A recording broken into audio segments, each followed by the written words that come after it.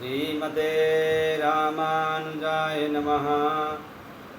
श्रीशैले सदयापात्रं देवकीयादिगुणार्णवम् यतीन्द्रपवनं वन्दे रम्येजमातरं मुनिं। रम्येजमातृयोगीन्द्रपादरेखामयं सदा तदायतात्मसत्तादिं रामानुजमुनिं भजे। लक्ष्मीनाथसमारम्भं नाथयामुनमध्यमाम् अस्मदाचार्यपर्यन्तां वन्दे गुरुपरम्पराम्। श्रीमच्छटारियतिराजकृपावलम्बं सौम्योपयन्त्रिगगनाद्रिमुनीन्द्रभूतं वेदान्तयुग्मविशदीकरणप्रवीणं रामानुजं यतिवरं गुरुमाश्रयामः। श्रीमद्काश्यपवंशमध्ये गगने श्रीचन्द्रवदभाषितं श्रीमद्वेङ्कटनाथसेवनरतं बाणाचलोपासकम् श्रीमद्शोधनार्यकृपया सम्प्राप्य मन्त्रादिकं वन्देऽहं बुधवर्यमाधवगुरोः पादारविन्दं सदा। जय श्रीमन नारायण। 108 उपनिषद मध्य हम लोगों ने संन्यासोपनिषद समाप्त करके छोड़े थे, तो आज हम लोग परमहंस परिव्राजकोपनिषद में प्रवेश कर रहे हैं। अथर्ववेद से संबंध इस गद्यात्मक उपनिषद में 5 बड़े गद्य परिच्छेद गद्य कन्निकाएँ हैं। इन गद्य अनुच्छेदों में परमहंस परिव्राजक के लक्षण, परिव्राजन के अधिकारी, परिव्राज्य प्राप्ति की विधि आदि का विवेचन है। यह उपनिषद पितामह ब्रह्मा तथा आदि नारायण के संवाद रूप में है। उपनिषद का कहना है कि व्यक्ति को बड़ा आश्रम धर्म का पालन करना चाहिए और क्रमशः अंत में संन्यास भी ग्रहण करना चाहिए। श्रीमन नारायण ने संन्यास ग्रहण की विधि और सन्यासी की दिनचर्या पर भी प्रकाश डाला है। ब्रह्मा जी के पुनः पूछने पर श्रीमन नारायण ने ब्रह्म प्रणव का रहस्य भी समझाया है इस उपनिषद में, और बाद में उसका फल भी बताया है।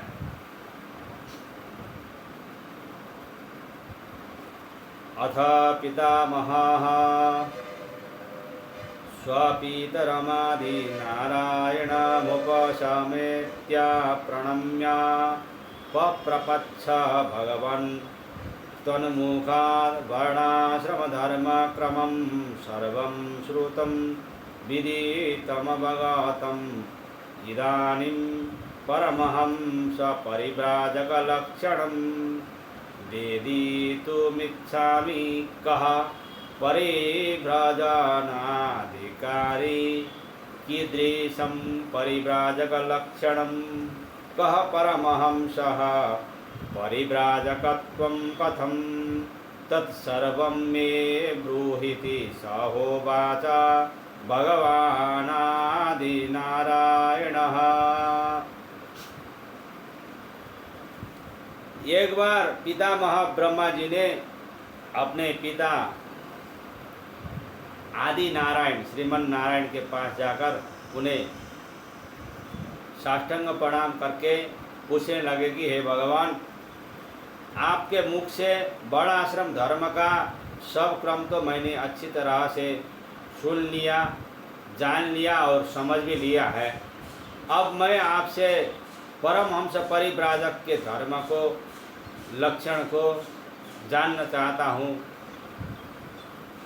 परिव्राजन कर्म का अधिकारी कौन है? परिव्राजक का लक्षण कैसा होता है? परमहंस कौन होता है? परिव्राजकत्व तो कैसे प्राप्त होता है? यह सब आप मुझे बताइए। तब भगवान श्रीमन नारायण आदि नारायण ने कहा,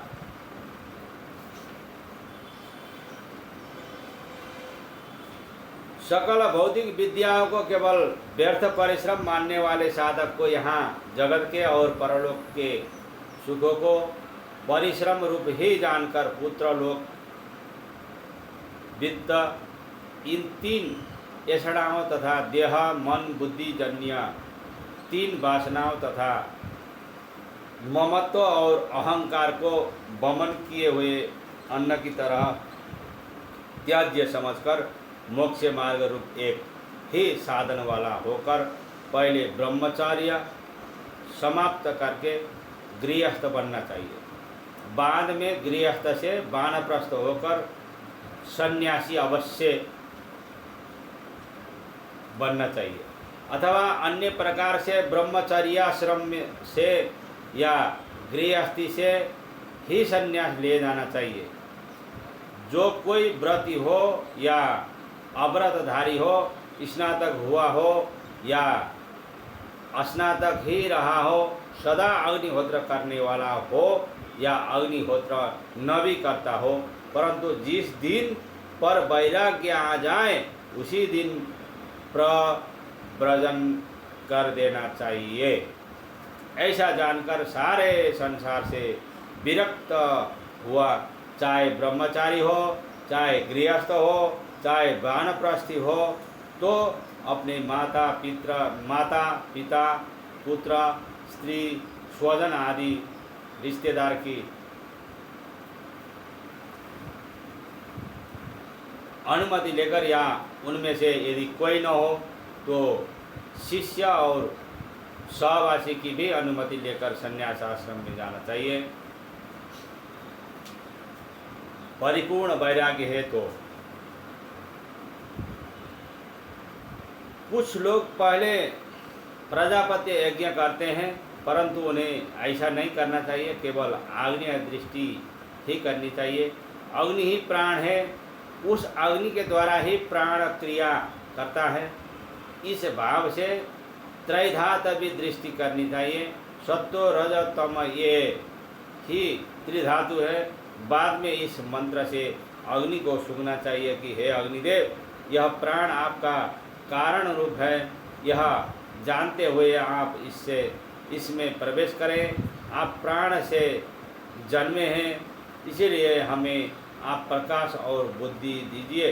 हे अग्निदेव, आप आपने योनि स्थल प्राण में प्रविष्ट हो, अपने उत्पत्ति स्थल में जाएं। स्वाहा, इस प्रकार ऐसा कहा गया है।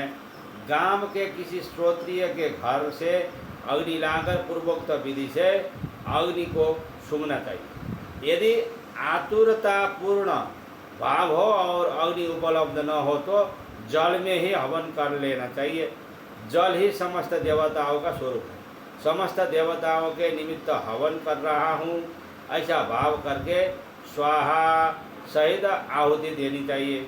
बाद में हवन किया हुआ पदार्थ को लेकर घी के साथ हवि को खाना चाहिए।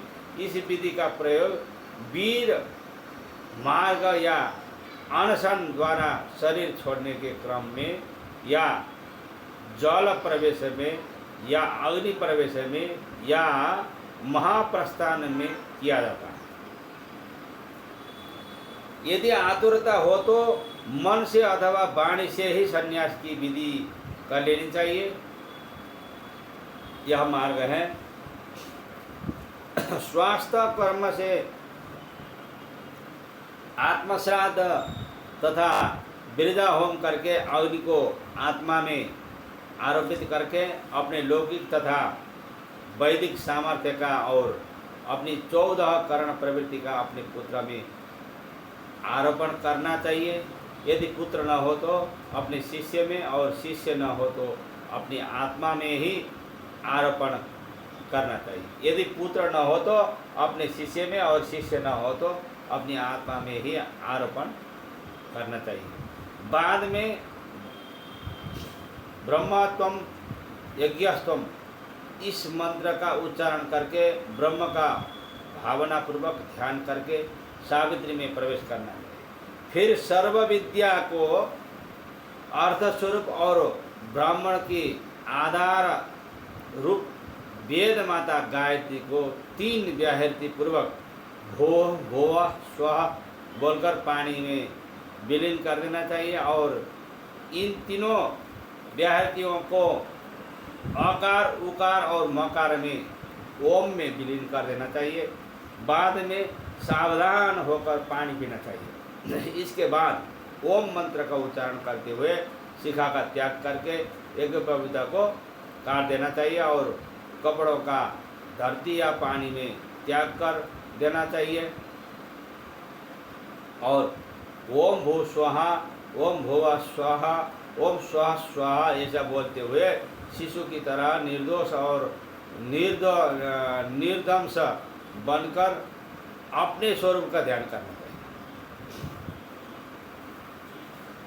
बाद में प्रणव और व्याहृति पूर्वक पृथक रूप से मौन और वाणी द्वारा मैंने संन्यास ले लिया, मैंने संन्यास ले लिया, मैंने संन्यास ले लिया, संन्यास्तम मया, संन्यास्तम मया, संन्यास्तम मया, ऐसा 3 बार मंद्र मध्य और तार सप्तक की ध्वनि से 3 गुना प्रेस उच्चारण करना चाहिए। इसके बाद प्रणव का उच्चारण करते हुए भुजा उठाकर बोलना चाहिए कि मैं समस्त प्राणियों को अभयदान देता हूँ।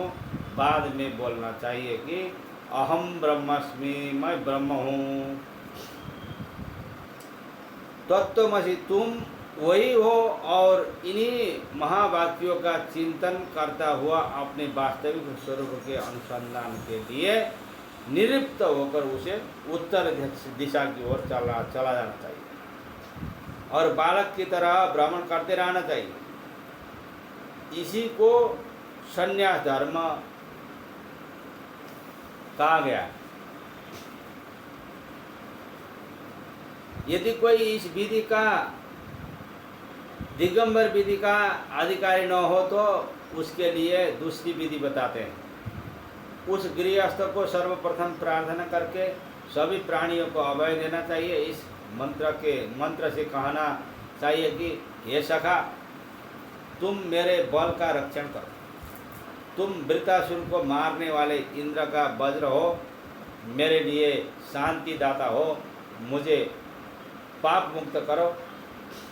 प्रणव पूर्वक इस मंत्र को कहकर अच्छे निर्दोष बांस का दंड, कड़ीसूत्र, कोपिल, कमंडलों और एक गेरुआ वस्त्र धारण करके सदगुरु के पास जाकर उन्हें प्रणाम, साष्टांग प्रणाम करके उनसे प्रणव पूर्वक तत्वमसि वह तुम ही हो इस महावाक्य का उपदेश प्राप्त कर लेना चाहिए। तदुपरांत फटा टूटा वस्त्र या मृगचर्मा आदि धारण करना चाहिए। जल में उतरना, वृक्ष पर चढ़ना, एक ही घर की भिक्षा पर निर्भर रहना आदि का त्याग कर देना चाहिए। त्रिकाल स्नान का आचरण करते हुए वेदांत का श्रवण और प्रणव का अनुष्ठान करना चाहिए। इस तरह ब्रह्म मार्ग का अध्यात्मनिष्ठ ही बनाए रखना चाहिए। काम, क्रोध, लोभ, मोह, मत्सर, दम्भ, दर्प, अहंकार, असूया, गर्व, इच्छा, द्वेष, हर्ष, अमर्ष, ममत्व आदि का परित्याग करके ज्ञान वैराग्य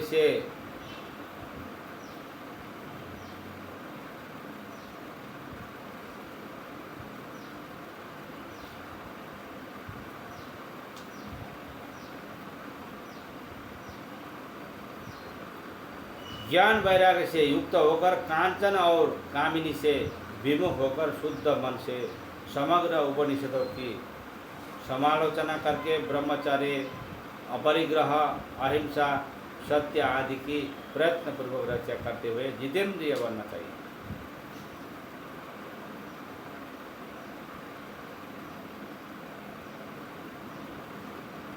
बाहर और भीतर से राग रहित बनकर शरीर रक्षण के लिए चारों वर्णों में केवल पतितों को छोड़कर किसी भी वर्ण के सदाचारी गृहस्थ से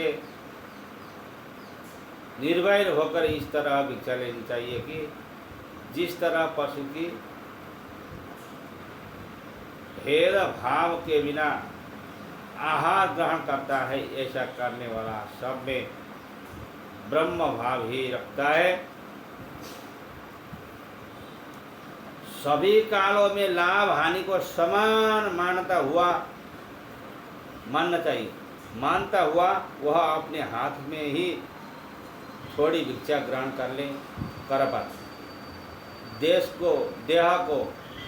इस देह को स्थूल न बनाकर कृश शरीर वाला होकर मैं ब्रह्म हूँ ऐसा भाव रखते हुए वह 8 महीने तक गुरु के लिए भिक्षा मांगने के अडिग निश्चय करे और अकेला ही भ्रमण करता रहे अथवा गुरु शिष्य दोनों भ्रमण करते रहे। जब उसे अच्छी तरह से पूरा ज्ञान हो जाए तब उसे कुटिचक या बहुधक या अंश या परम अंश होकर मंत्र पूर्वक कटिसूत्र, कौपिन, कमंडल आदि सभी वस्तुओं को जल में बहाकर छोड़कर बच्चे की तरह सर्वत्र भ्रमण करते रहना चाहिए। इस विचरण काल में गांव में 1 रात्रि, तीर्थ में 3 रात्रि, नगर में 5 या 7 रात्रि तथा क्षेत्र में नगर में 5 रात्रि तथा क्षेत्र में 7 रात्रि तक ही निवास करना चाहिए। अगर भगवान का मंदिर न हो तो इस तरह उसे अनिकेत, स्थिर बुद्धि, अग्नि रहित, निर्विकार, नियम अनियम परित्यागी, लाभ हानि में समान चित्त वाला होना चाहिए।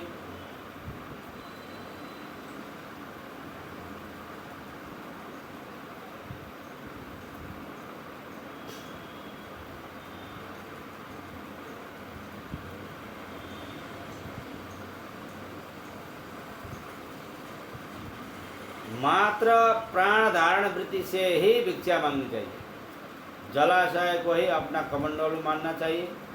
उसे बाधा रहित किसी एकांत स्थान में ही रहना चाहिए। जलाशय को ही अपना कमंडलू मानना चाहिए। उसे बाधा रहित किसी एकांत में ही रहना चाहिए। उसे लाभ हानि का विचार नहीं करना चाहिए। उसे भूमि पर ही सोना चाहिए। सन्यासी को केवल भूमि पर ही सोना चाहिए। उसे क्षोर कर्म हजामत को छोड़ देना चाहिए।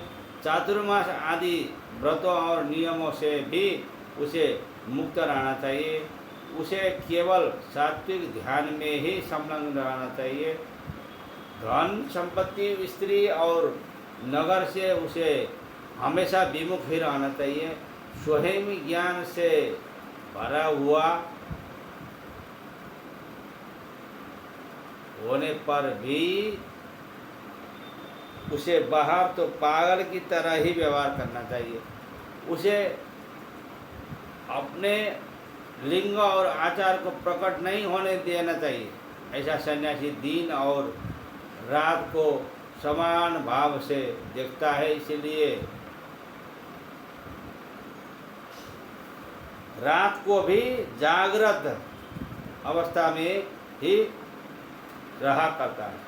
जो निज के स्वरूपानुसंधान में और प्रणव के ध्यान में मग्न होकर संन्यास मार्ग के द्वारा देह का परित्याग करता है, वह परमहंस परिव्राजक सन्यासी हो जाता है।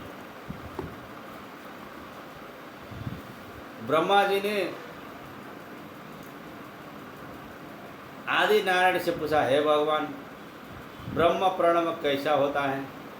तब आदि नारायण ने कहा, ब्रह्म प्रणव 16 मात्राओं वाला होता है।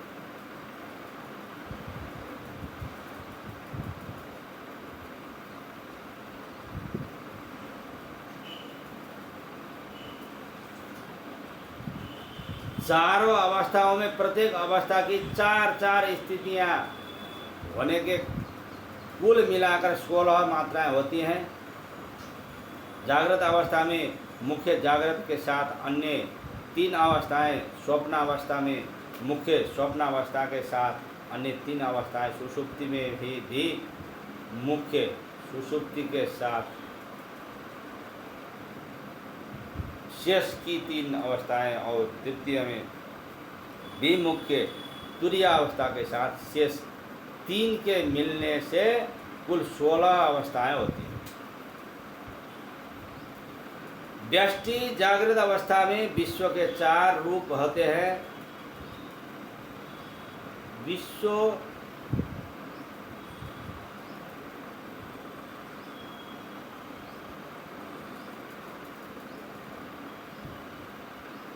विश्व विश्व विश्व तेजस, विश्व प्राज्ञा और विश्व तुरीय। इस प्रकार व्यष्टि स्वप्न अवस्था में तेजस के भी 4 रूप होते हैं। तेजस विश्व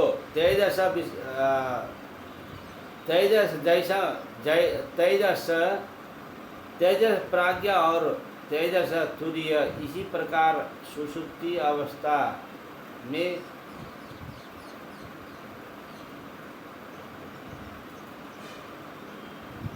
जागृत तेजस और मकार में जागृत प्राज्ञा होता है। अर्ध मात्रा में जागृत तुरीय बिंदु में स्वप्न विश्व, नाद में स्वप्न तेजस, कला में स्वप्न प्राज्ञा और कलातीत में स्वप्न तुरीय होता है। शांति में सुषुप्त विश्व, शांत्यतीत में सुषुप्त तेजस,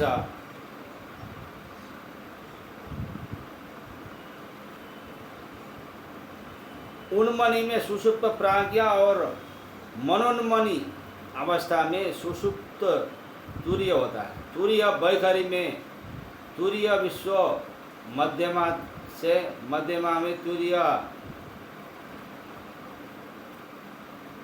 तेजस, पश्चिमी में तुरीय प्राज्ञा और परा में तुरीय होता है। प्रणव ओंकार के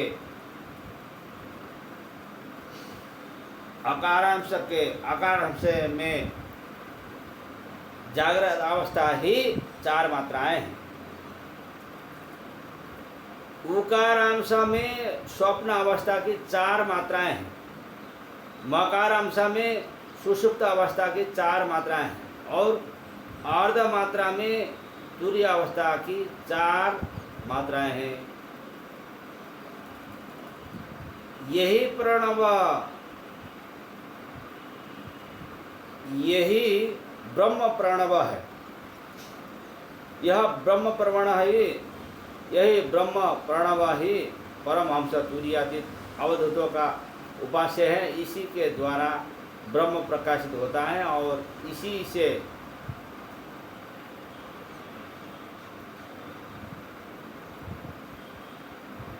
विद्या मुक्ति प्राप्त होती है, मोक्ष प्राप्त होता है। ब्रह्मा ने फिर पूछा, ब्रह्मा जी ने फिर पूछा,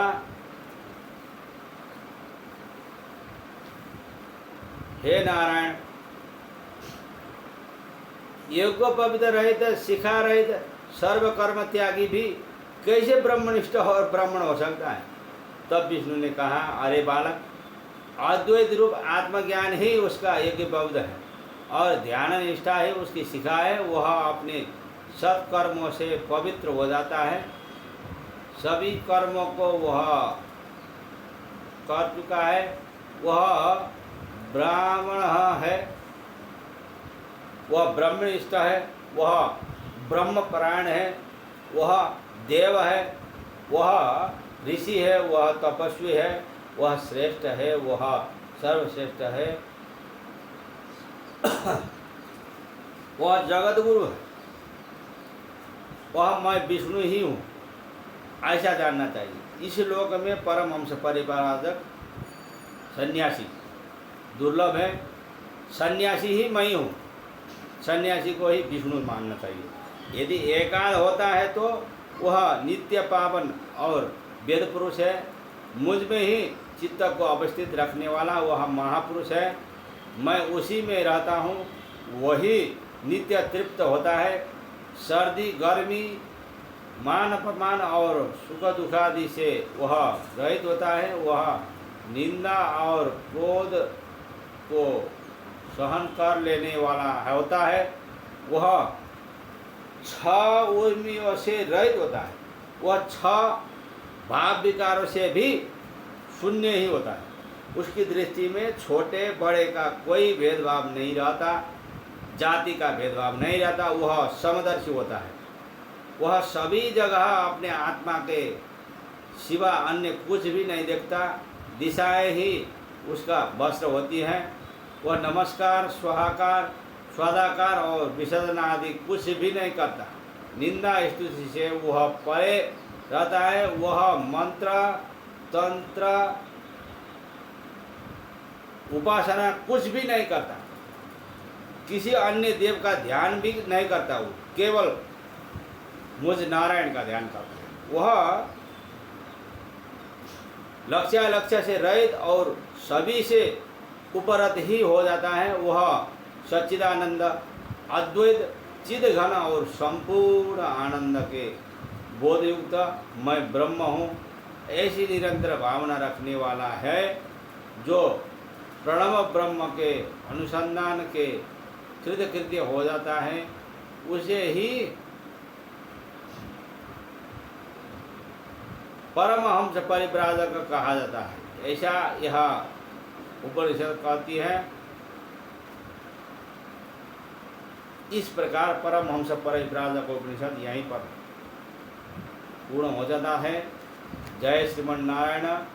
अस्मद् गुरु जय जय, परम गुरु जय जय, श्री सर्वगुरु रामानुज जय जय, रामानुज जय जय, यतिपति जय जय, श्रीधरणीधर फणिपति जय जय, शठरिपु जय जय, कारिसेनु जय जय, श्री विश्वसेन मुनि सेनापति जय जय। जय श्रीमन नारायण।